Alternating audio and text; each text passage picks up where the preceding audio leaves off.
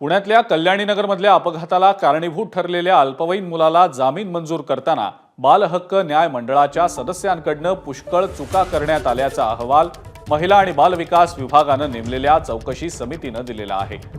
त्यानंतर या सदस्यांना नोटीस बजावण्यात आलेली असून 4 ते 5 दिवसांमध्ये स्पष्टीकरण देण्यास सांगण्यात आलेलं आहे।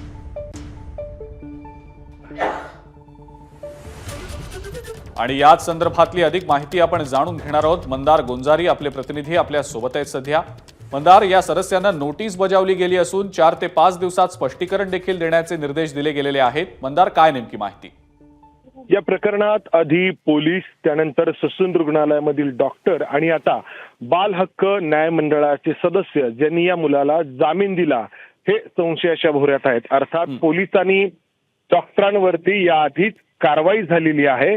आता महिला आणि बालविकास विभागाकडून या सगळ्या प्रकरणाची चौकशी करण्यासाठी जी चौकशी समिती नेमण्यात आली होती, या चौकशी समितीचा 100 पानी अहवाल आलेला आहे आणि या अहवालामध्ये स्पष्टपणे असं नमूद करण्यात आलंय की या अल्पवयीन मुलाला 19 तारखेला त्यांनी अपघात केल्यानंतर जेव्हा बाल हक्क न्याय मंडळासमोर हजर करण्यात आलं तेव्हा त्याला जामीन देताना चुका करण्यात आल्या। अर्थात आपल्या सगळ्यांना ठाऊक आहे की जामीन देताना बाल हक्क न्याय मंडळाचे जे त्यावेळेचे सदस्य होते LN धनवडे यांनी अतिशय हास्यास्पद अशी शिक्षा या मुलाला सुनावली, ज्यामध्ये या मुलांनी निबंध लिहायला हवा, या मुलांनी वाहतूक कोंडी सोडवण्यासाठी प्रयत्न करायला हवेत, चौकामध्ये ट्रॅफिक कंट्रोल करायला हवं, अशा स्वरूपाच्या शिक्षा सुनावण्यात आल्या, ज्यावरून मोठा गदारोळ उठला आणि त्यानंतर पुन्हा या सगळ्या प्रकरणाचा तपास पुणे पोलिसांनी केला आणि त्यानंतर या मुलाला बाल निरीक्षण गृहामध्ये पाठवण्यात आलं।